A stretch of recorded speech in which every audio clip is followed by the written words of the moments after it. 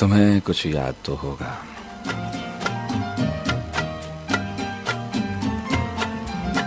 तुम्हें कुछ याद तो होगा कि कैसे तुमने चाहा था मेरी बातें, मेरी आंखें, मेरे जज्बे, मेरी सोचें जिन्हें तुमने सराहा था।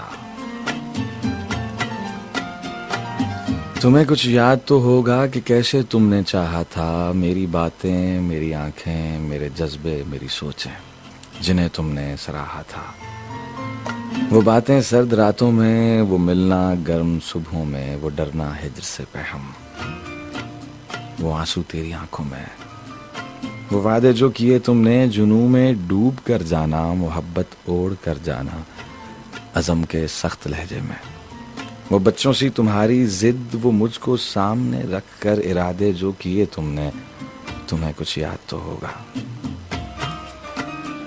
वो मेरी याद के बादल, वो मेरी फिक्र हर लम्हा, वो मेरी याद के बादल जो तुम पे छाए रहते थे।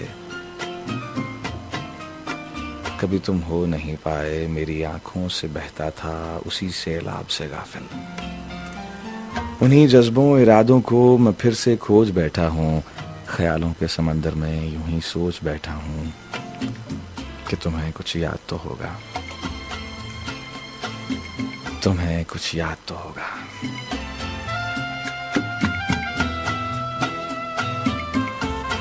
लेकिन अफसोस कि तुम भूल गए और तुमने हमें माजी का हिस्सा बना दिया।